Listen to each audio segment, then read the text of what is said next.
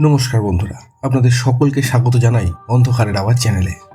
আমাদের আজকের বিশেষ নিবেদন তারানাথ তান্ত্রিকের গল্প নিশির ডাক। আপনাদের সকলের কাছে অনুরোধ, গল্পটি সম্পূর্ণ শুনুন এবং কেমন লাগলো অবশ্যই আমাদের কমেন্টের মাধ্যমে জানান। তাহলে চলুন শুরু করা যাক তারানাথ তান্ত্রিকের গল্প নিশির ডাক।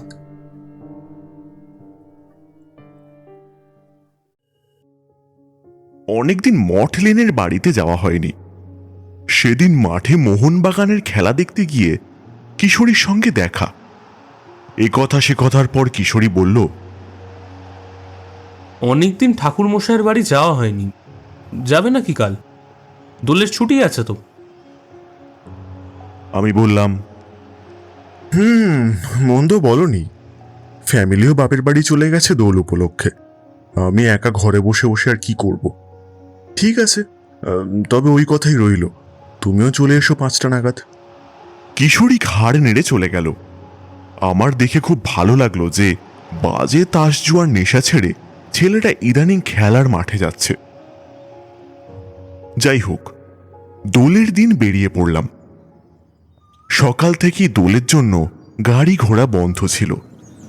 বিকেল 4টের পর বাস ছেড়েছে, বেশ ভিড়। কোনো রকমে ঝুলতে ঝুলতে সন্ধ্যের মুখে মঠ লেনে তারানাথের বাড়ির সামনে এসে পৌঁছানো গেল। দেখি কিশোরী আগে থেকেই একটা পাসিং শোর প্যাকেট হাতে দাঁড়িয়ে আছে দরজার সামনে। দেয়ালের গায়ে রং চটা টিনের সাইনবোর্ডে সেই চিরপরিচিত আবছা হয়ে আসা লেখা, তারানাথ জ্যোতির্বিনোদ। এইখানে হাত দেখা ও কোষ্ঠী বিচার করা হয়। গ্রহ শান্তির কবচ তন্ত্রোক্ত মতে প্রস্তুত করি। আসুন ও দেখিয়া বিচার করুন। বড় বড় রাজা মহারাজার প্রশংসাপত্র আছে, দর্শনী নামমাত্র। আমাকে দেখতে পেয়ে কিশোরী হেসে বলল, ও, এসে পড়েছ, চলো ভেতরে যাওয়া যাক। আমি বললাম, বাড়িতে আবার আছেন কিনা কে জানে। থাকবে না তো আর যাবে কোথায়? মুখেই রাজা উজির মারে। ঘরে বসে 2-4টে হাত দেখা আর কুষ্টি বিচার করা ছাড়া এর থেকে বেশি কিছু তো পসার আছে বলে মনে হয় না। বলতে বলতে কিশোরী দরজার কড়া নাড়ল। 2-3 বার নাড়া দিতেই দরজা খুলে বেরিয়ে এলো আমাদের চারি। আরে কাকাবাবু, আপনারা আসুন আসুন, ভেতরে আসুন। বাবা আজ সকালেই আপনাদের কথা বলছিলেন। যান, বাবা ঘরেই আছেন। আমরা ঘরের দরজার কাছে এসে দেখি তারানাথ ওর তক্তাপোষের উপর বসে এক মনে একটা পুরনো পুঁথি মন দিয়ে পড়ছে। আমাদের ঢুকতে দেখেই বলে উঠল, আরে এসো এসো, আজ সকাল থেকেই তোমাদের কথা ভাবছিলুম। তা অনেক দিন পর এলে, এবার তোমাদের শরীর টরীর সব ভালো তো? আমি বললাম, হ্যাঁ ঠাকুর মশাই, অফিসে কাজের চাপ বেড়েছে, তাই আর এদিকে আসা হয়ে ওঠেনি। বসো বসো। ওরে চারিমা, 3 কাপ চায়ের ব্যবস্থা কর দেখি মা। বরাবরের মতো ঘরের কোণা থেকে গুটিয়ে রাখা মাদুরখানা পেতে বসে গেছি আমি আর কিশোরী। কিশোরী বলল, পুঁথিখানা কিসের ঠাকুর মশাই? ডাকিনী তন্ত্রের। 150 বছর আগেকার পুঁথি। এক বেটা সাধুকে একবার জলে ডোবা থেকে বাঁচিয়েছিলাম, সে আমাকে ওই পুঁথিখানা দিয়েছিল। সে অনেক দিনের কথা। নানান কাজের চাপে পুঁথিখানা আর পড়াই হয়নি, বুঝলে। সিন্ধুকে পড়েছিল এতদিন। আজ ভাবলুম দেখি একটু নেড়ে চেড়ে নতুন কিছু পাই যদি। আগের দিন আপনি বলেছিলেন নিশির ডাকের গল্প বলবেন, আজ বলুন না শুনি। তারানাথ সাবধানে পুঁথি বন্ধ করে লাল ফিতে দিয়ে বেঁধে পুঁথিখানা সিন্ধুকে তুলে রাখতে রাখতে বলল, নিশি ডাকের গল্প কি বলছো হে? ও তো আমার একেবারে নিজের চোখে প্রত্যক্ষ করা ঘটনা। এর মধ্যে বানানো গল্প কিচ্ছু নেই। আমরা বুঝলাম এইবার শুরু হতে চলেছে গল্পখানা। কিশোরী পাসিং শোয়ের প্যাকেটখানা পকেট থেকে বের করে বিছানার উপর তারানাথের সামনে রেখে দিল। একখানা সিগারেট তুলে নিয়ে ধরাতে ধরাতে তারানাথ বলল,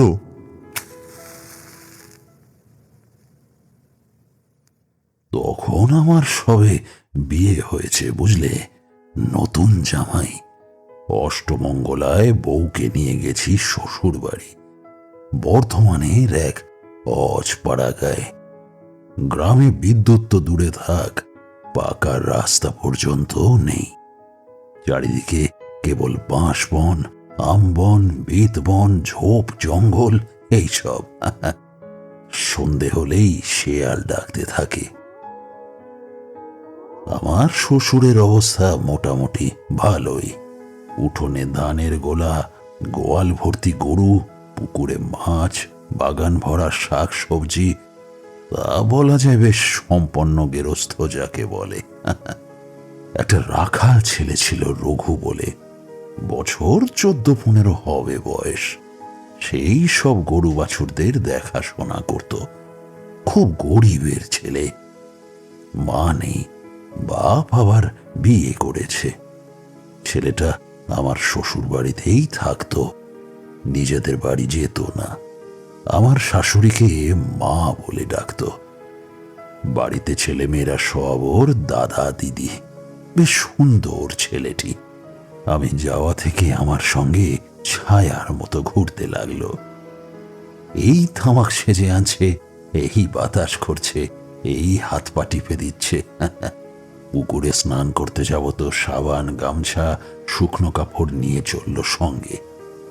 ভারী মায়া পড়ে গেল জানো কদিনে ছেলেটার উপর।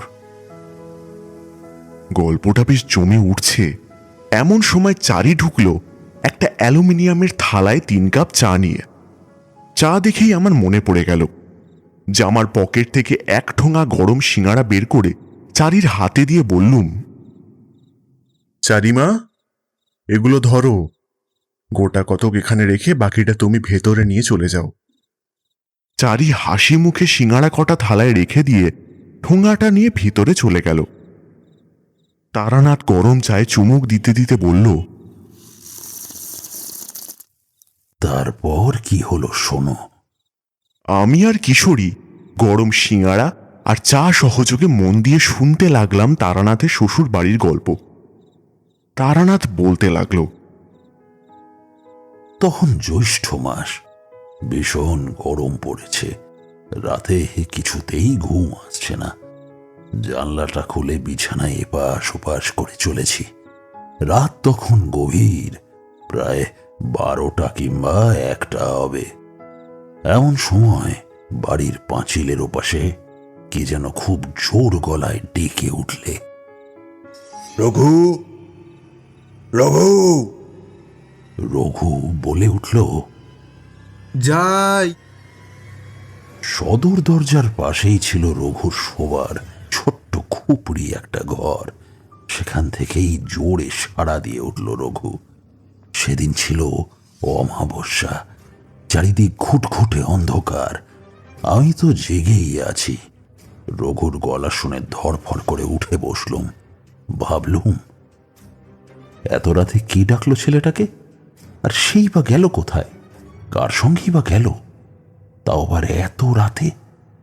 যাই গিয়ে দেখি তো বলে বালিশের পাশ থেকে টর্চ লাইটটা নিয়ে ঘর থেকে বের হয়ে উঠোনে নেমে এলুম।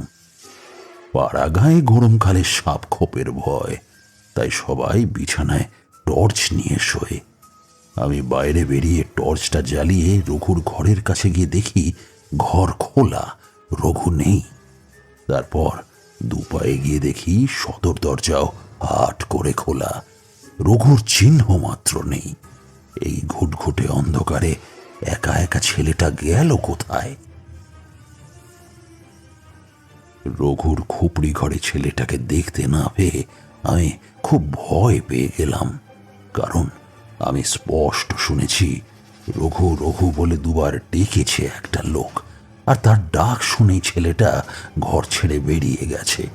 কিন্তু এত রাতে কে তাকে ডাকলো আর কোথায় বা গেল সে, তার কোনো কুল কিনারা করতে পারলুম না। বাইরে বেরিয়ে বেশ কিছুক্ষণ টর্চ জ্বালিয়ে চারিদিক খুঁজলুম। হঠাৎ আমার মাথার মধ্যে একটা সন্দেহ খেলা করে গেল, ছেলেটাকে নিশিতে পেল না তো? আমি চমকে উঠে জিজ্ঞেস করলাম, নিশিতে পাওয়া কি ঠাকুর মশাই?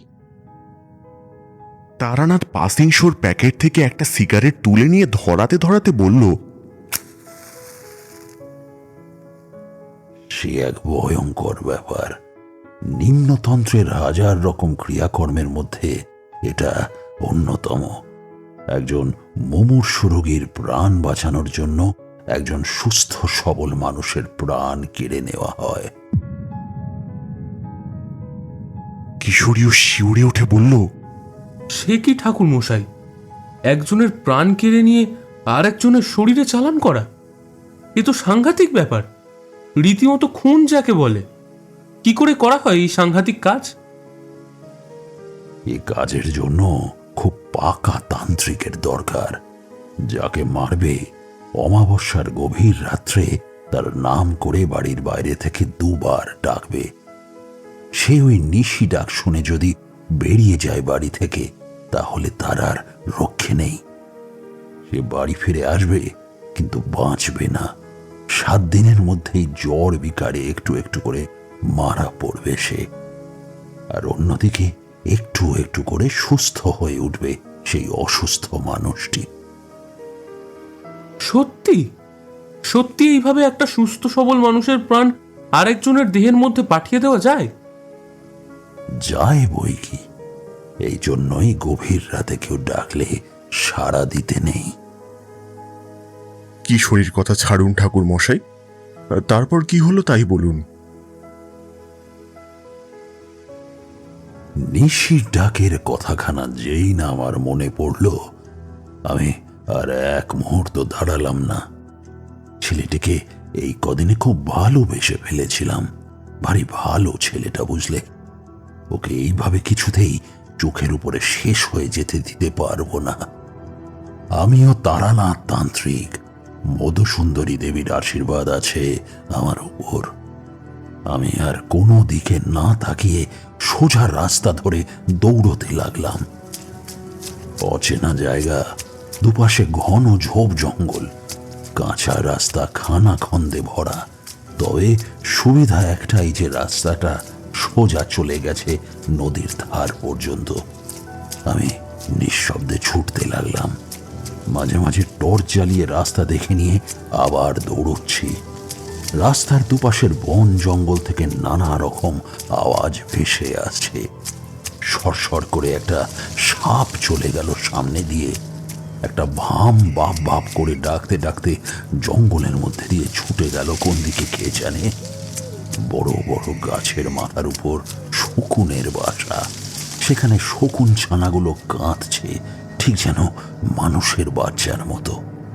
কতক্ষণ যে এইভাবে ছুটেছিলাম কে জানে, তা মাইল 2 তো হবেই। হঠাৎ অন্ধকারে মনে হলো সামনে যেন আবছা একটা মানুষ দৌড়ে যাচ্ছে প্রাণপণে। নিশ্চয়ই রঘু। মনে হতেই আমি দ্বিগুণ জোরে ছুটতে লাগলাম। পেছন থেকে ডাকতে লাগলাম, রঘু, রঘু, দাঁড়া দাঁড়া দাঁড়া। কিন্তু কে শোনে কার কথা? ছেলেটা যেন দিক বিদিক জ্ঞান শূন্য হয়ে তখন সামনে ছুটে চলেছে শুধু। কি যেন এক দুর্নিবার শক্তি ওকে টেনে নিয়ে চলেছে সামনে। আমি ভালো করে তাকিয়ে দেখলাম সামনেই নদীর খাড়াই বাঁধ।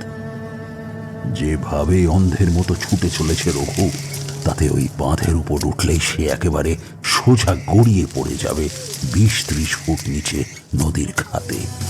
তখন আর ওকে খুঁজেই পাওয়া যাবে না। আমি এবার প্রাণপণ জোরে দৌড়ে গিয়ে রঘুকে ধরে ফেললাম। চিৎকার করে বললাম, কোথায় যাচ্ছিলি তুই? মনে হলো রঘু ঠিক শুনতে পায়নি, কিন্তু সে সামনে আঙুল তুলে গোঙানির মতো আওয়াজ করে বলতে লাগলো, ওই ওই ওই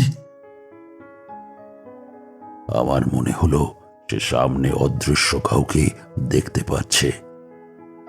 তার চোখ দুটো ওই অন্ধকারের মধ্যেও দেখলাম টকটকে লাল। আমি ওকে টানতে টানতে পিছন ফেরাতে চেষ্টা করলাম, কিন্তু রঘুর গায়ে বিশ্বাস করবে না, মনে হলো যেন কোনো অসুর ভর করেছে। আমিও ছাড়বার পাত্র নই, টেনে মারলাম প্রচন্ড এক থাপ্পড়। বাচ্চা ছেলে তো, ছেলেটা জ্ঞান হারিয়ে পড়ে গেল সেই বাঁধের উপর। সেই ঘন অমাবস্যার অন্ধকারে অচেনা দেশে একটা ছোট ছেলের সম্বিত হারানো দেহ কোলে নিয়ে আমি বসে রইলুম একা। চারিদিকে ঘন বনের মধ্যে শেয়াল ডাকতে লাগলো, বন বেড়ালো ডাকতে লাগলো। মাথার উপর অন্ধকার আকাশে দু একটি তারা, একটা কালো পেঁচা মাথার ঠিক উপরে উড়ে বেড়াতে লাগলো সমানে, যেন বলতে লাগলো, আমার শিকার আমি উঠিয়ে নিয়ে যাচ্ছিলুম, তুমি কে বাধা দিয়ে কেড়ে নিলে? আমিও ছাড়বো না, দেখে নেব।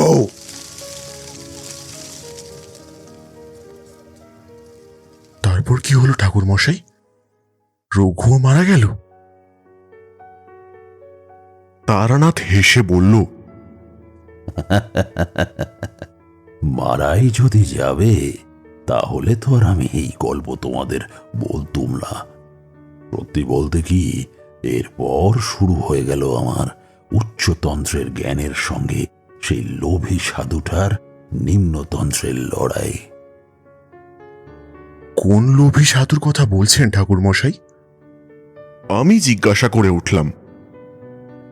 বলছি বলছি সব বলছি, অত তাড়াহুড়ো করলে কি হয়? এসব অত্যন্ত গূঢ় গুপ্ত বিষয়। বলে তারানাথ আবার পাসিংশোর প্যাকেট থেকে একটা সিগারেট নিয়ে ধীরে সুস্থে টান দিতে লাগলো আপন মনে। কিন্তু আমরা তখন উত্তেজনায় অধীর। গল্পের এমন এক জায়গায় এসে পৌঁছেছি যে এরপরটুকু কি হলো জানার জন্য আমরা আর অপেক্ষা করতে পারছি না। কিশোরী বলল,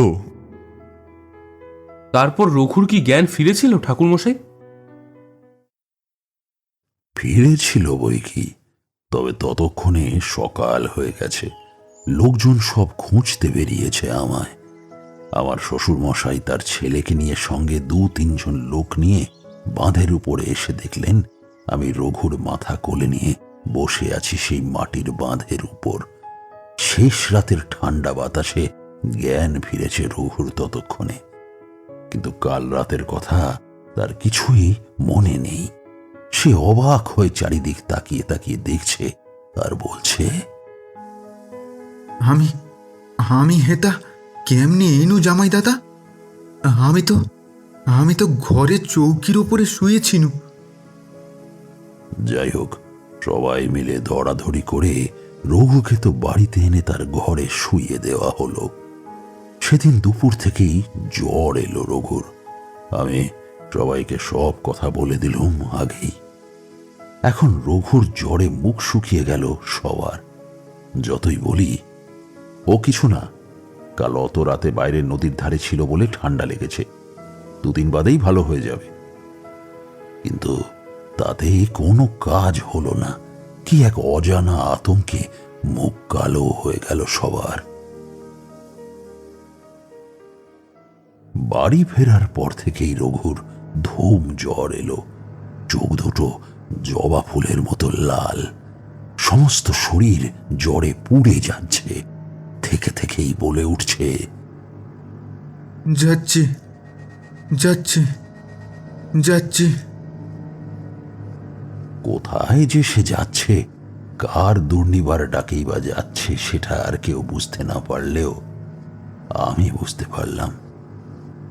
আর সঙ্গে এটাও বুঝতে পারলাম যে ওকে ডাকছে সে ওকে না নিয়ে ছাড়বে না। বাড়িতে সবার মুখ ভার। আমার বউ ছেলেটাকে নিজের ছোট ভাইয়ের মতো ভালোবাসত, সে তো কেঁদে কেটে চোখ মুখ ফুলিয়ে ফেলল। আমি ভাবলুম, এইভাবে হাত পা গুটিয়ে বসে থাকলে কিছুতেই ছেলেটাকে বাঁচানো যাবে না। যেমন করেই হোক বার করতেই হবে কে সেই লোক যে রঘুকে ক্রমাগত ডেকে চলেছে। কি তার স্বার্থ? ছোট শালা বিশুকে সঙ্গে নিয়ে বেরিয়ে পড়লাম। কাল যে রাস্তা ধরে নদীর ধারে পৌঁছে গিয়েছিলাম সেই রাস্তা ধরেই চলতে লাগলাম। যেখানে রঘুকে পেয়েছিলাম সেখানে গিয়ে নিচের দিকে তাকিয়ে আমি চমকে উঠলাম। এই জায়গাটা এখন আর নেই। এই ঘন্টার মধ্যেই বিরাট একটা ধস নেমে গোটা জায়গাটা নিচের নদীর মধ্যে চলে গেছে। আমি ছোট শালা বিশুকে জিজ্ঞাসা করলাম, নদীতে কত জল হবে? ওপারে যাব। নৌকো ছাড়া পার হওয়া যাবে না। যদিও এখন খরার মরশুম, তবু মাঝে মাঝে বুক ছাড়িয়ে যায়। আশেপাশে কোথাও নৌকো দেখলাম না। নৌকো পেতে গেলে আরো মাইল খানেক হেঁটে নদীর বাঁধা ঘাটে যেতে হবে। আমি বিশুকে জিজ্ঞাসা করলাম, তাহলে তোমরা নদী পার হও কি করে? ওই যে ওইদিকে একটা সাঁকো আছে, সবাই ওই সাঁকোর উপর দিয়ে নদী পার হয়। আমি দু পায়ে এগিয়ে গিয়ে দেখলুম কয়েকখানা লম্বা বাঁশ পাশাপাশি রেখে একটা নড়বড়ে সাঁকো তৈরি করা হয়েছে। তার উপর দিয়েই লোকজন চলেছে। এমনকি আমার সামনে দিয়েই একটা লোক সাইকেল নিয়ে পার হয়ে গেল। আমি ইতস্তত করছি দেখে বিশু বলল, এই তো আমি যাচ্ছি জামাইবাবু, আমাদের তো অভ্যেস হয়ে গেছে। বলতে বলতে বিশু দিব্যি হাঁটতে হাঁটতে সাঁকোটা পার হয়ে ওপারে পৌঁছে গেল। এরপর আর দাঁড়িয়ে থাকা চলে না। কাজেই আমিও উঠে পড়লাম সাঁকোর উপর। জীবনে এর থেকেও অনেক কঠিন কাজ করেছি, কাজেই ভয় পাওয়ার ব্যাপার ছিল না। কিন্তু আমি তখনও বুঝতে পারিনি অন্য কোনো অদৃশ্য শক্তি প্রাণপণে আমার গতি রোধ করতে চাইছে। ঠিক নদীর মাঝামাঝি জায়গায় এসেই হঠাৎ পা ফসকে আমি পড়ে গেলাম নদীতে। আমি বলে উঠলাম, কি সর্বনাশ! তারপর কি হলো? ভাগ্যিস নদীতে জল বেশি ছিল না, আর আমি ছোট থেকেই পাকা সাঁতারু। সাঁতার কেটে ওপারে উঠলুম। তখন গরমকাল, হাঁটতে হাঁটতেই গায়ের জামা কাপড় শুকিয়ে গেল। ওদিকে যাচ্ছেন কেন জামাইবাবু? ওদিকে যে বীরপুর গাঁয়ের শ্মশান। আমি হাঁটতে হাঁটতে বললুম, আমাকে ওই শ্মশানের কাছেই নিয়ে চলো বিশু। বিশু ছেলে মানুষ, সে বেশ ভয় পেয়ে গেল। বলল, কেন জামাইবাবু, শ্মশানে গিয়ে কি হবে? আমি ওখানে যাব না, আমার খুব ভয় করেছে।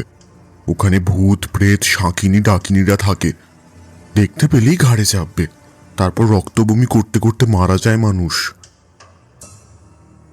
তুমি কি কখনো দেখেছো কাউকে এভাবে মারা যেতে? না, আমি দেখিনি, তবে সবাই বলে। আমি বাবা ওদিকে আর যাব না, আমার খুব ভয় করছে। আমি বিশুকে একটা বড় বটগাছের ছায়ায় বসিয়ে রেখে এগিয়ে চললুম। হাঁটতে হাঁটতে খানিক দূর গেছি, একটা বুড়ির সঙ্গে দেখা। বুড়ি আমাকে দেখেই বলে উঠল, ওদিকে সেও নেই বাবা, ওই শ্মশানে একটা পিশাচ থাকে। সে ভালো মানুষ দেখলেই রক্ত চুষে খেয়ে নেয়। তুমি শান্তিও পারবেনি। একটু একটু করে সইকে সইকে মারা যাবে। জিউনি ওদিকে। আমি বললাম, আমি ব্রাহ্মণ, আমার কিচ্ছু হবে না। বলে এগিয়ে যেতে লাগলাম। একটু পরেই পিছন ফিরে বুড়িকে আর দেখতে পেলুম না। আমার বেশ ভয় ভয় করতে লাগলো। মনে পড়ে গেল সেই মাত পাগলির কথা। সে আমাকে আত্মরক্ষার জন্য কতগুলো মন্ত্র শিখিয়ে দিয়েছিল।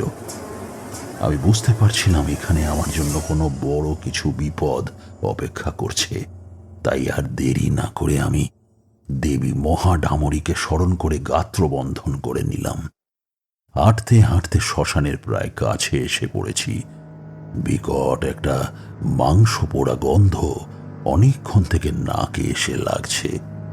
ভেবেছিলাম বুঝি শ্মশানে কোনো মরা পোড়ানো হচ্ছে, কিন্তু শ্মশানের ভিতরে ঢুকে দেখি কোথাও কেউ নেই। খাঁ খাঁ করছে শ্মশানের চারিদিক। দু চারটে নেড়ি কুকুর কেবল ঘোরাঘুরি করছে। আমাকে দেখে তারা তেড়ে এলো, যেন ওদের রাজত্বে অনধিকার প্রবেশ করে ফেলেছি। কুকুরগুলোকে দেখে আমার কেমন যেন খুব অদ্ভুত লাগলো। সাধারণত শ্মশানের কুকুরদের চেহারা খুব খারাপ হয়, চোখে থাকে ভীরু নিরীহ চাউনি, কিন্তু এই কুকুরগুলো কেমন হৃষ্টপুষ্ট চেহারা, তেমনি ফুলের মতো লাল টকটকে চোখ, রাগে যেন আগুনের মতো জ্বলছে। মনে হচ্ছে এখনই বুঝে ঘাড়ের উপর ঝাঁপিয়ে পড়ে খুবলে খেয়ে নেবে। আমি অবশ্য একটুও ভয় পেলুম না, কারণ আগেই গাত্র বন্ধন করে নিয়েছি। আমি কেবল খুঁটিয়ে খুঁটিয়ে চারিদিক লক্ষ্য করে যাচ্ছি, ওই বিকট দুর্গন্ধটা কোথা থেকে আসছে তার উৎসটা খুঁজে বের করার জন্য।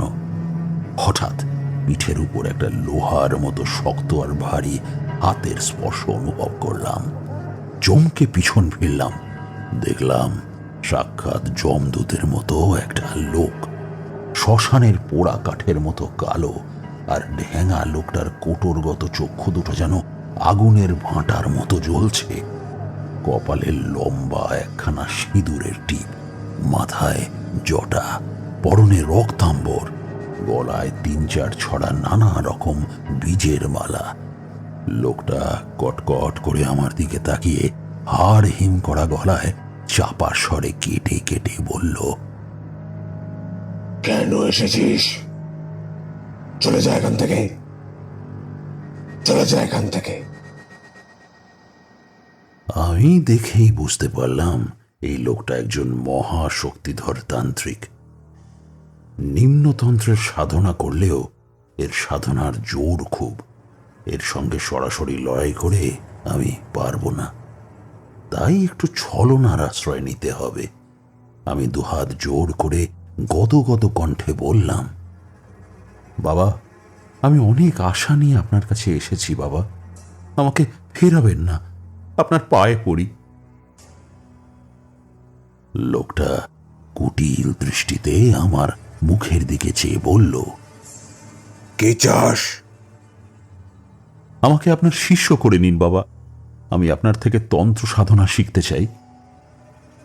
লোকটার মুখের উপর একটা ক্রূর হাসির বাঁকা রেখা খেলা করে গেল। বেশ খানিকক্ষণ আমার দিকে স্থির দৃষ্টিতে তাকিয়ে থেকে বলল, শিষ্য হবি? যা বলবো তাই করতে পারবি? পারবো বাবা, যা বলবেন তাই করব। অবাধ্য হবি না?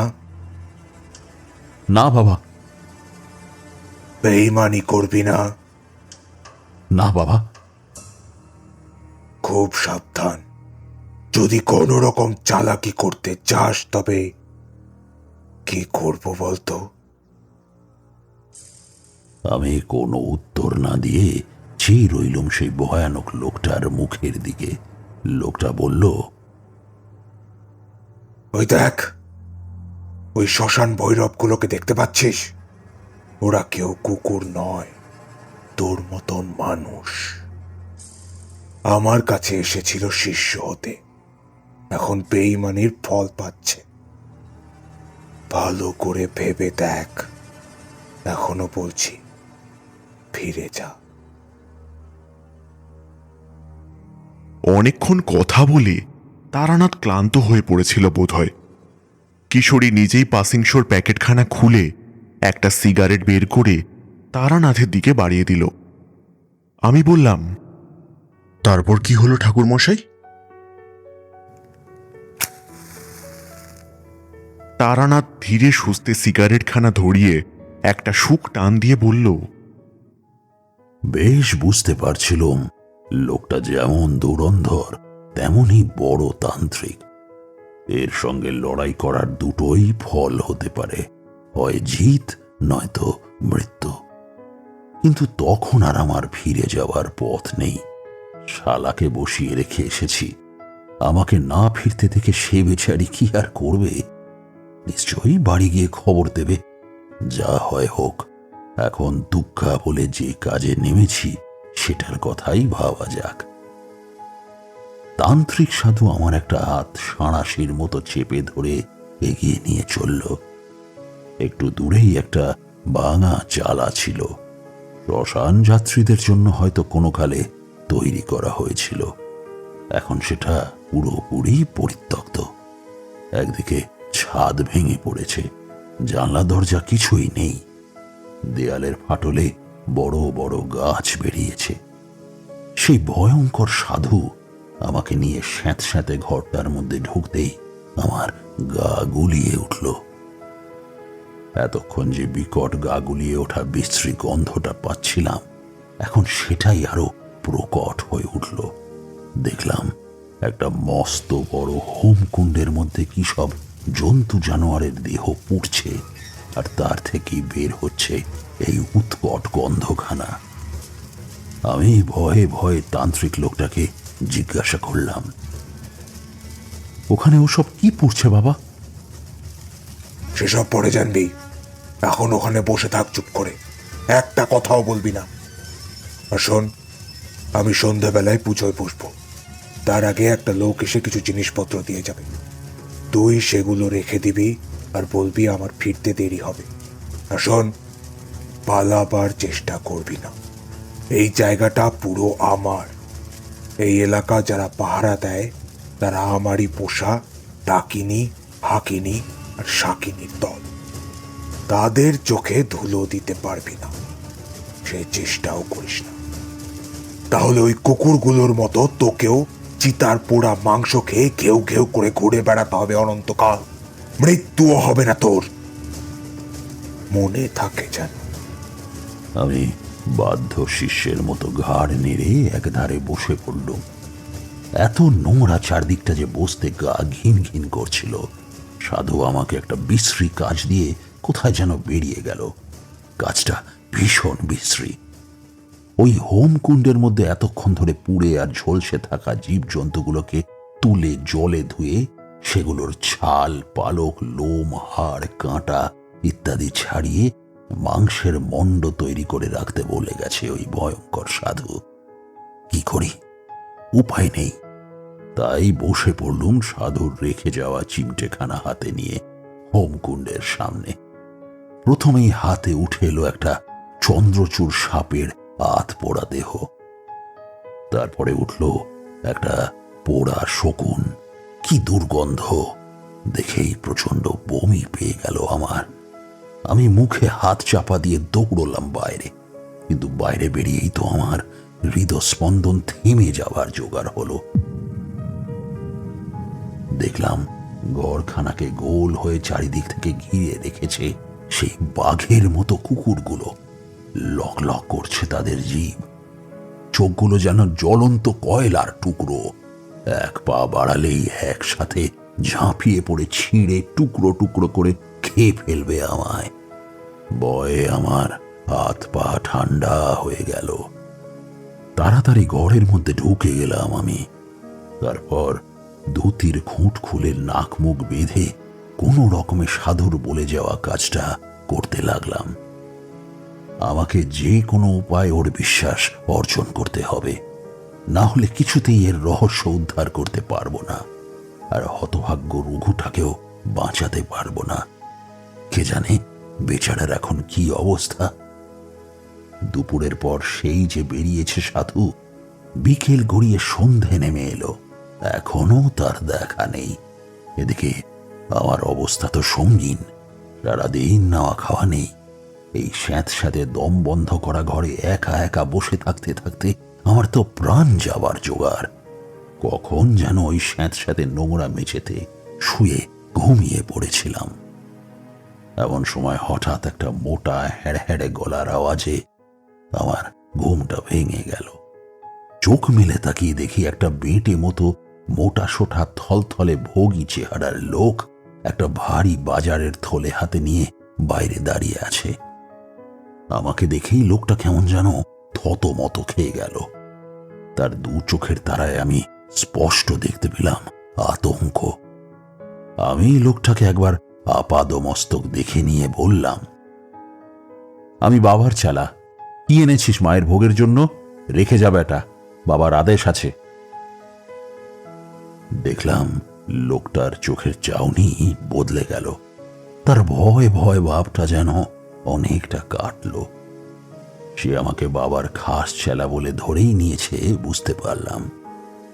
আমার দিকে ভয় ভয় চাইতে চাইতে লোকটা আমার হাতে সেই ব্যাগখানা বাড়িয়ে দিল।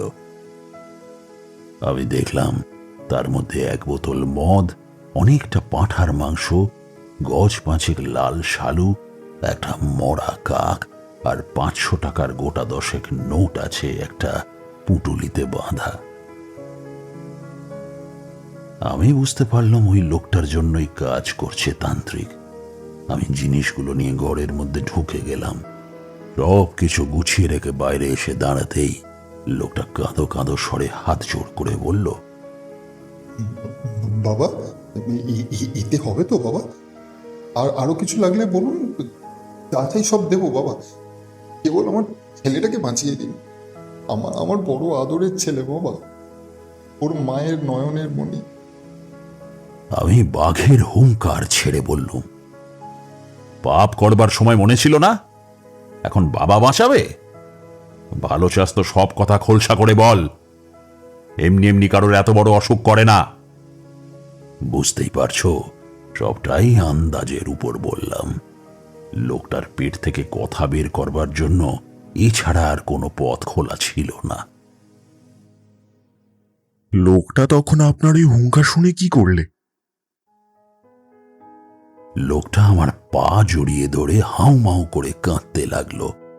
আমি বুঝলাম এই সুযোগ। আবার হুঙ্কার ছেড়ে বলতে লাগলাম, তোদের জ্বালায় আমার বাবাকে কত কষ্ট পেতে হয় তা জানিস? কি ভাবিস তোরা? পয়সার জোরে যত খুশি পাপ করে যাবি, আর বাবাকে কটা টাকা ফেলে দিলেই বাবা জমের বাড়ি থেকে ফিরিয়ে এনে দেবে? মজা না? এখনো সব কথা স্বীকার কর, না হলে লাখ টাকা দিলেও কাজ হবে না। বাবার খাটুনি সার হবে। এখনো বলছি সব বল, নয়তো। বলতে বলতে আমি পৈতেতে আঙুল জড়িয়ে তর্জনী তুলে ধরতেই লোকটা একদম আছাড় খেয়ে পায়ের উপর এসে পড়ল। কাঁদো কাঁদো গলায় বলল, বলছি বাবা, সব বলছি। আপনি অভিশাপ দেবেননি, আমার এমনিতেই করুণ অবস্থা। এই সব বলে লোকটা ওর নিজের কথা সব গল গল করে অকপটে বলে যেতে লাগলো।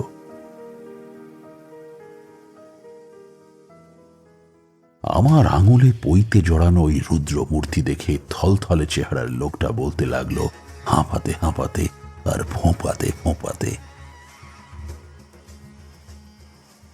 কি বলবো ঠাকুরমশাই, আমার একটাই পুত্র সন্তান। 5টি মেয়ের পর অনেক হোম যজ্ঞ সাধ্য সাধনা করে ওই ছেলে হলো সবার চোখের মণি। তখন বাবা মা মানে আমার ছেলে ঠাকুরদা ঠাকুমা বেঁচে ছিলেন, তারাও ছিলেন নাতিঅন্ত জীবন। একটু বেশি আদর দেওয়া হতো, কেউ কখনো শাসন করেনি ওকে। ফলে জেদি আর স্বেচ্ছাচারী হয়ে গেল ছেলে, পড়াশোনা করলো না। আমার তেজারতি কারবার, বড় বাজারের উপর 3খানা দোকান। ভাবলুম লেখাপড়া যদি নাই করে না করুক, আমার এত বিষয় সম্পত্তি, ওর জীবন ফেলে ছড়িয়ে চলে যাবে। বুঝতে পারিনি বাবা ঠাকুর, কোন দিক দিয়ে যে বিপদ আসতে চলেছে বুঝতেই পারি। ছেলে একটু বড় হতে না হতেই নেশা ধরল। বন্ধু বান্ধব জুটিয়ে বিড়ি মদ গাঁজা সব রকম নেশা শুরু করে দিল। বারণ করতে গেলেই তার জেদ বেড়ে যায়। মায়ের বাক্স ভেঙে টাকা নিয়ে গিয়ে নেশা করে আসে, না দিলে মারধর করে। নেশা করে করে শরীরের অবস্থা একদম খারাপ করে ফেলল। এই মাসখানেক আগে একদিন রাতে সে কি যন্ত্রণা পেটে, ছেলে এই যায় তো সেই যায়। তাড়াতাড়ি লোকজন ডেকে ওই মহকুমা হাসপাতালে নিয়ে গিয়ে ভর্তি করা হলো। তার নানা রকম পরীক্ষা করে বলল লিভার একদম পচে গেছে, এখন আর চিকিৎসা করেও কিছু হবে না, লাভ নেই। ছেলেকে বাড়ি নিয়ে চলে এলো। ডাক্তার বুদ্ধি হাল ছেড়ে দিলে মানুষ আর কি করবে? দেবতার কাছে ধর্ণা দেবে। তাই এ মন্দির সে মন্দির, ঝাড় ফুঁক, গুনিন, তাবিজ, কবচ ইত্যাদি করতে করতে হঠাৎ একদিন এই ভৈরব বাবার সন্ধান পেলুম। বাবা আমায় কথা দিয়েছে আমার ছেলেটাকে বাঁচিয়ে দেবে। প্রথম দিনেই নাকি অর্ধেক কাজ হয়েও গেছে, বাকি অর্ধেক কাজও হয়ে যাবে দু একদিনের মধ্যে। আজ রাতের মহাযজ্ঞের পর আমার ছেলেটা একটু একটু করে সেরে উঠবে, আর সেই রাখাল ছোঁড়াটার প্রাণটা আস্তে আস্তে বের হয়ে যাবে। যার প্রাণটা বের হয়ে যাবে সে কে বলতে পারো? তার আমি কি জানি। কাল অমাবস্যার রাতে মাঝরাত পর্যন্ত যজ্ঞ হয়েছে। আমি তখন এখানে এই শ্মশানে ছিলাম। যজ্ঞ শেষ করে একটা সাদা রঙের কচি ডাব আর একটা ধারালো ছুরি হাতে নিয়ে বাবা বেরিয়ে গেল। আমাকে তার আগেই বাড়ি পাঠিয়ে দিয়েছিল। তাই ওর বাবা কোথায় গেল, কি হলো তার কিছুই জানি না। আমি লোকটাকে আর বেশি না খুঁচিয়ে ছেড়ে দিলুম। যাবার সময় বললুম, ভয় নেই বেটা, মনে বিশ্বাস রাখ, বাবা স্বয়ং মা রক্ষাকালীর বর পুত্র, ঠিক তোর ছেলেকে ভালো করে দেবেন।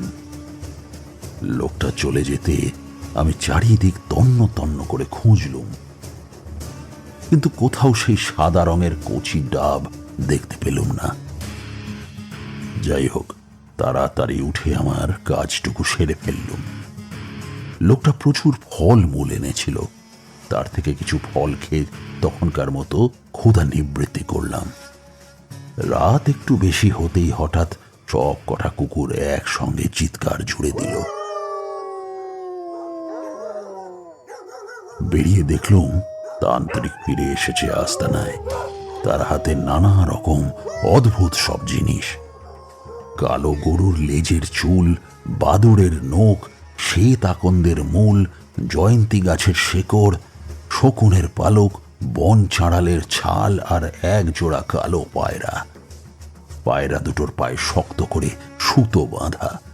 এসব ছাড়াও আরও যে কত রকমের পাতা আর শেকড়ের নাম করল সেই তান্ত্রিক, তার সব আজ আর মনে নেই। বুঝতে পারলাম এইসব অদ্ভুত জিনিসপত্র জোগাড় করতেই সারাদিন বন জঙ্গলে কেটে গেছে লোকটার। আস্তানায় ফিরতেই আমি তার খুব সেবা যত্ন করতে লাগলাম। জল এনে পা ধুয়ে দিলাম, গা হাত পা টিপে দিতে লাগলাম। সাধুর মেজাজ মনে হলো একটু যেন নরম হয়েছে। বললুম, বাবা, আপনার যজ্ঞের জন্য আর কি কি করতে হবে আমাকে হুকুম করুন। না রে বেটা, সেসব তুই পারবি না। আজ রাতে মহাযজ্ঞ হবে। তুই কেবল বসে বসে দেখ। মহাকাল ভৈরবকে আজ নামিয়ে আনবো এই শ্মশানে। তোর কাজ হলো কেবল পাহারা দেয়া, যাতে কোনো উটকো লোক এদিকটায় হঠাৎ করে এসে না পড়ে। তাহলেই কিন্তু সর্বনাশ, সব কাজ ভণ্ডুল হয়ে যাবে, মনে থাকে যেন। তান্ত্রিকের মেজাজ ভালো আছে দেখে আমি একটু একটু করে এগোতে লাগলাম। বাবার পা দুটো টিপতে টিপতে খুব বিনয়ের সঙ্গে প্রশ্ন করলুম, কিসের জন্য এই মহাযজ্ঞ বাবা? লোকটা আরামে চোখ বন্ধ করে বলল, একটা ছেলেকে বাঁচাতে হবে। ছেলেটা বলতে গেলে মরেই গেছে প্রায়। আমি অবাক হয়ে বললুম, সে কি বাবা, আপনি মরা বাঁচাতে পারেন? আপনি তো তাহলে ভগবান। পায়ের ধুলো দিন বাবা, কিন্তু কি করে এটা সম্ভব হয় বাবা? এ যে অসম্ভব। মোটেই অসম্ভব নয়। দেখ বেটা, এই যে এত বড় বড় সব যোগীরা সিদ্ধি লাভ করেছে, এ কি মনে করিস এক জন্মের কাজ? এ হলো জন্ম জন্ম ধরে সাধনা করার ফল। পুরনো দেহ অকেজো হয়ে গেলেই নতুন একটা দেহে ঢুকে পড়ে তারা, আবার সাধনা শুরু হয়ে যায়। ত্রৈলঙ্গ স্বামী তো এইভাবেই 3 বার শরীর বদলেছিলেন। শঙ্করাচার্যও অমরু রাজার শরীরে ঢুকে 1 বছর ধরে কাম কলা শিক্ষা করে তারপর আবার নিজের দেহে ফিরে এসেছিলেন। এই প্রক্রিয়াকে বলে কায়া প্রবেশ। ভারী শক্ত সাধনা। এই সবই আমার জানা, বুঝলে বিভূতি? তবু না জানার বান করে বললুম, তবে কি বাবা আপনি নিজেই ওই মুমূর্ষু লোকটার শরীরে গিয়ে ঢুকবেন নাকি? তাহলে তাহলে আমার কি হবে? আমি কার কাছে শিখব? না বাবা, তা হবে না। আপনাকে যখন পেয়েছি একবার, তখন আর এই চরণ ছাড়বো না আমি। বলে আমি মিছি মিছি সাধুর পা ধরে খুব কাঁদতে লাগলুম। সাধু তো তাই দেখে হাসতে লাগলো, আমার পিঠে হাত চাপড়ে বলল, আরে ভয় নেই রে বেটা, তোর কোনো ভয় নেই। আমি কোথাও যাব না। কাল রাতে একটা গরিব রাখাল ছেলের প্রাণ হরণ করে এনে রেখে দিয়েছি। আজ রাতে মহাকাল ভৈরবকে ডেকে এনে তাকে তুষ্ট করে ওই প্রাণ তুলে দেব তার হাতে। তারপর সেই মরা ছেলে আস্তে আস্তে বেঁচে উঠবে, আর ওই রাখালের প্রাণ একটু একটু করে শেষ হয়ে যাবে। তোর ভাগ্য খুব ভালো, আজ রাতেই আমি মহাকাল ভৈরবের সাধনায় বসব, আর তুই চোখের সামনে দেখতে পাবি কেমন করে একজনের প্রাণ ছিনিয়ে নিয়ে আরেকজনের প্রাণ ফিরিয়ে দেওয়া হয়। যা, এখন ওই সামনের নদীটা থেকে স্নান করে জল নিয়ে আয়। আমি এইবার সব গুছিয়ে নিয়ে যজ্ঞে বসব। একটু বাদেই রাত দ্বিতীয় প্রহর হলে সেই মরো মরো ছেলেকে নিয়ে আসবে তার বাপ। তখনই তাকে মহাকাল ভৈরবের প্রসাদী খাইয়ে দিতে হবে। যা যা যা, আর দেরি করিসনি। আমার শ্মশান ভৈরবরা যাবে তোর সঙ্গে পাহারা দিয়ে। কাজে খবরদার, পালাবার চেষ্টা কিন্তু ভুলেও করিসনি। ওদের কামড় থেকে আজ পর্যন্ত কেউ বেঁচে ফেরেনি, মনে থাকে যেন। আমি সেই ভাঙা ঘরের আস্তানা থেকে বের হয়েই দেখি সেই 7টা নেকড়ে বাঘের মতো কুকুর সার দিয়ে দাঁড়িয়ে আছে সামনে। তাদের হিংস্র চোখের দৃষ্টি যেন আমাকে ছিঁড়ে খাবার জন্য তৈরি, কেবল হুকুমের অপেক্ষা করছে।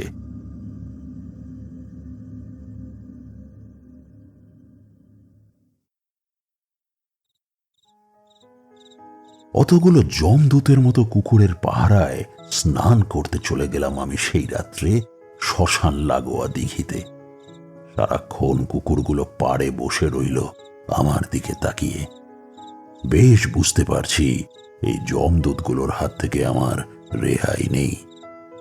আরো অবাক হচ্ছি ভেবে যে কি সাংঘাতিক শক্তিধর ওই সাধু বাবা। ওই লিকলিকে পাটকাঠির মতো চেহারার আড়ালে একটা দানব বাস করে, যার হুকুমে ওই কুকুরগুলো থেকে শুরু করে মহাকাল পর্যন্ত তার নিয়ম বদলাতে বাধ্য হন। যার বাঁচার কথা দীর্ঘদিন, তার প্রাণটুকু কেড়ে নিয়ে একটা দুশ্চরিত্র নেশাখোরের ঝাঁঝরা শরীরে ঢুকিয়ে দিতে পারে, তাকে আয়ু দিতে পারে বছরের পর বছর। হ্যাঁ, শক্তি আছে বটে লোকটার। দু একবার এর কাছেই থেকে যায় এরকম চিন্তা যে মনের মধ্যে উদয় হয়নি তা নয়, কিন্তু পরক্ষণেই মনে হয়েছে এ বেটা নিম্নতন্ত্রের সাধক। শক্তি অর্জন যত করবে তত রাক্ষস হয়ে উঠবে। আমি তো তা হতে চাই না। আমি চাই মানুষের ভালো কাজে নিজের শক্তিকে ব্যবহার করতে। তাই এর হাত থেকে আমাকে পালাতেই হবে যে করে হোক। আর পালাবার আগে রঘুর প্রাণটাও কোথায় লুকিয়ে রেখেছে সেটাও জানতে হবে। এটা যার জিনিস, তাকে ফিরিয়ে না দেওয়া পর্যন্ত আমার শান্তি নেই। যাই হোক, স্নান সেরে তো আমি ফিরলাম আস্তানায়। সাধু তখন যজ্ঞের সব আয়োজন গুছিয়ে নিয়েছে। যত রাজ্যের অদ্ভুত সব উপকরণ ছাড়াও মহাকাল ভৈরবের ভোগের জন্যও দেখলাম ভাত বসানো হয়েছে 3টে ইটের উনুনে। গোটা যজ্ঞকুণ্ডটাকে শ্বেত অপরাজিতার লতা দিয়ে ঘিরে তার চারধারে তান্ত্রিক মতে নানা রকম চিত্র এঁকেছে সাদা, লাল আর হলুদ রং দিয়ে। বলির জন্য রাখা আছে একজোড়া কালো পায়রা, পায়ে দড়ি বাঁধা তাদের। সাধু বাবার আসনের দুপাশে 2টো মাটির প্রদীপ টিমটিম করে জ্বলছে, দুটোতেই তেল ভরা। সেই প্রদীপ দুটো দেখিয়ে তান্ত্রিক বেটা আমাকে বলল, ওই দেখ বেটা, ওই প্রদীপ দুটো দেখেছিস তো? আমি পুজো শুরু করার পর থেকে দেখবি আস্তে আস্তে একটা প্রদীপ জল করে জ্বলে উঠবে, আর অন্য প্রদীপটা শিখা একটু একটু করে ক্ষীণ হয়ে শেষে পার কতক দপ করেই নিভে যাবে। তাহলেই আমার কাজ শেষ। আমি জিজ্ঞাসা করলুম, কাজ শেষ মানে কি বাবা? কাজ শেষ মানে ওই রাখাল ছোড়াটার প্রাণ বেরিয়ে যাবে আর ওই রুগ্ন ছেলেটা বেঁচে উঠবে। আমি শুনে শিউরে উঠলুম। রঘু ছেলেটার মুখটা মনে পড়ে গেল। কদিন এই ছেলেটার উপর কেমন যেন মায়া পড়ে গিয়েছিল। এইভাবে বেঘরে মারা যাবে ছেলেটা ভাবতেই পারছিলুম না। কিছু একটা পথ তো বের করতেই হবে। এক মনে তারা মাকে ডাকতে লাগলাম, মা, মাগো, রক্ষা করো। মা বাপ মরা গরিব ছেলেটা পেটের দায়ে লোকের বাড়ি দিনরাত খেটে মরে। তার প্রাণটুকু এভাবে কেড়ে নিও না মা। একটা কিছু উপায় করো মা, একটা কিছু উপায় করো। যাই হোক, সে বেটা রাক্ষস তান্ত্রিক তো আমাকে ঘরের সামনে পাহারায় রেখে পুজোয় বসল। সবে আচমন করার পর আসন শুদ্ধি করে সংকল্প করে পুজো শুরু করতে যাবে, এমন সময় সাধু বলে উঠল, ওই যা, আসল জিনিসটাই তো নিতে ভুলে গেল। ওরে শোন রে বেটা, ওই ঈশান কোণটায় দেখ খানিকটা মাটি আলগা হয়ে আছে। ওই মাটিটা সরিয়ে দেখ, একটা ডাব পাবি, তার মাথাটা কাটা। খুব সাবধান, মাথাটুকু একটুও না সরিয়ে সব শুদ্ধ ডাবটাকে এখানে নিয়ে আয় আমার কাছে। আমি আসনে বসে পড়েছি, এখন আর উঠতে পারবো না, উঠলে সর্বনাশ। আমি দৌড়ে গেলাম ঘরের ঈশান কোণে। দেখলাম সত্যি সত্যি মেঝের খানিকটা মাটি আলগা হয়ে আছে। মেঝেটা সম্প্রতি খোঁড়া হয়েছে বুঝতে পারলাম। আমি তাড়াতাড়ি 2 হাতে মাটি সরিয়ে ফেলতেই ডাবটাকে দেখতে পেলাম। আমি সাবধানে ডাবটাকে তুলে মুখটা ঢাকা দিয়ে নিয়ে এলাম। বললাম, এটা কি হবে বাবা? এটাই তো আসল রে। কাল রাতে ওই রাখাল ছেলেটার বাড়ির পাশে গিয়ে ডাকতেই ছেলেটা সাড়া দিয়ে উঠল। যেই সাড়া দিল অমনি আমি ডাবটার মুখ কেটে ফেলে ওর প্রাণটা এতে বন্দি করে ফেলল।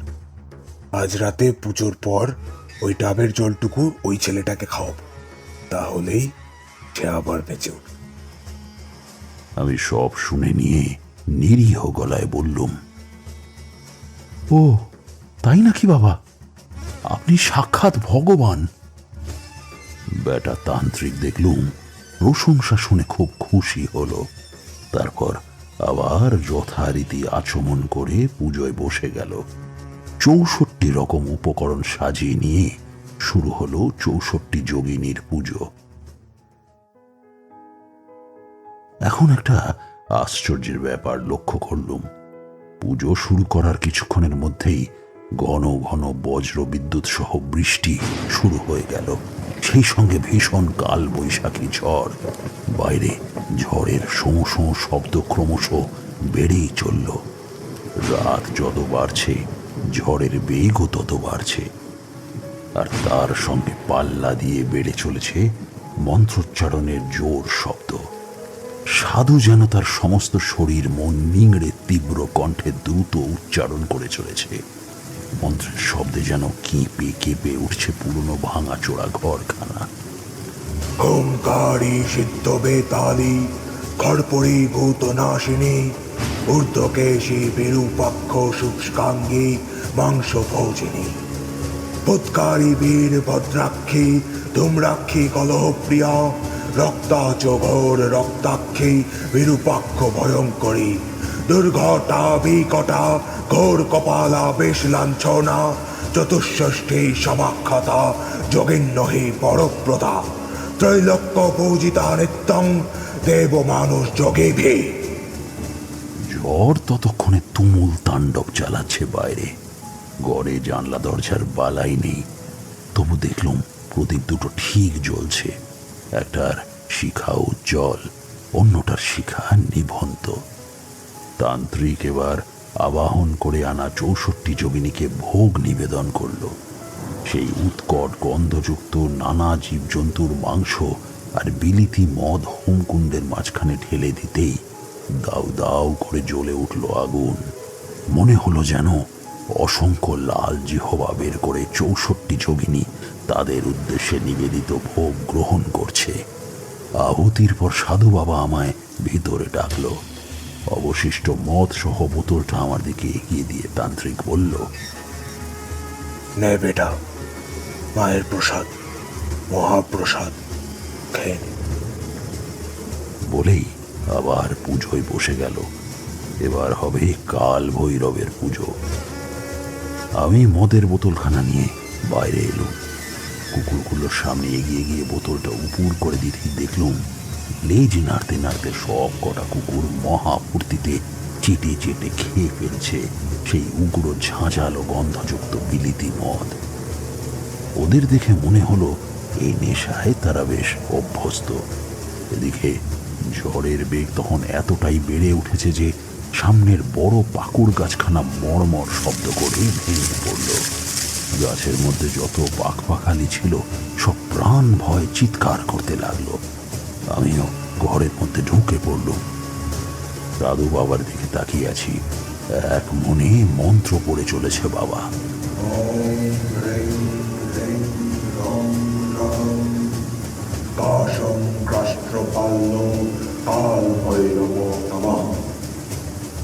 বারবার সাধু একই মন্ত্র জপ করে চলল। হঠাৎ বিকট একটা শব্দ করে ঘরের পূর্ব দিকের দেওয়ালটা হুড়মুড় করে ভেঙে পড়ল ঠিক সেই হোমকুণ্ডের উপর। সঙ্গে সঙ্গে নিভে গেল কুণ্ড। তীব্র একটা আর্ত চিৎকার করে সাধু বাবা লুটিয়ে পড়ল আসনের উপর। ভাঙা দেয়ালের একটা বড় চাঙড় ভেঙে পড়েছে সাধু বাবার ঘাড়ে। জ্ঞান হারিয়েছে বেটা, পাষণ্ড, অর্থলোভী।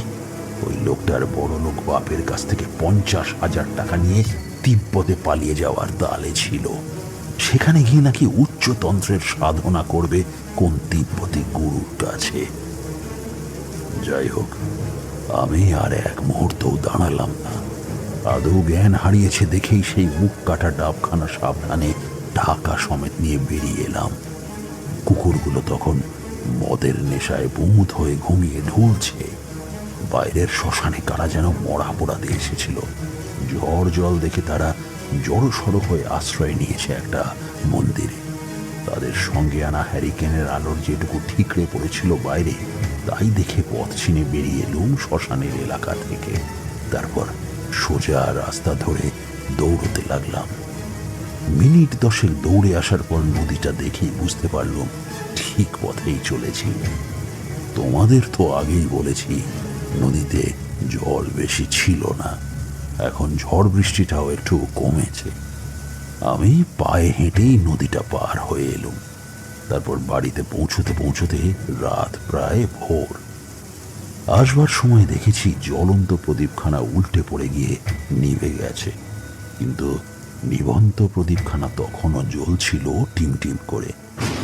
বাড়ির কাছে পৌঁছে দেখলাম সদরে অপেক্ষা করছে গোটা পরিবার, কেউ বসে কেউ দাঁড়িয়ে। আমি কোনো দিকে না তাকিয়ে ঝড়ের বেগে বাড়ির মধ্যে ঢুকে হাঁক দিলাম, রঘু, রঘু! যাই। বিছানার মধ্যে থেকে মুমূর্ষু রঘু ক্ষীণ কণ্ঠে সাড়া দিল। আমি সেই মুহূর্তে ডাবের কাটা মাথাটা খুলে ফেলে দিলুম। তারপর রঘুর মুখটা এক হাতে তুলে ধরে ডাবের জলটুকু একটু একটু করে খাইয়ে দিলুম তাকে। ততক্ষণে সকাল হয়ে এসেছে।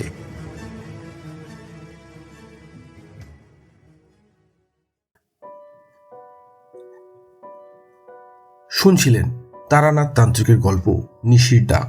গল্পটি আপনাদের কেমন লাগলো অবশ্যই আমাদের কমেন্টের মাধ্যমে জানান।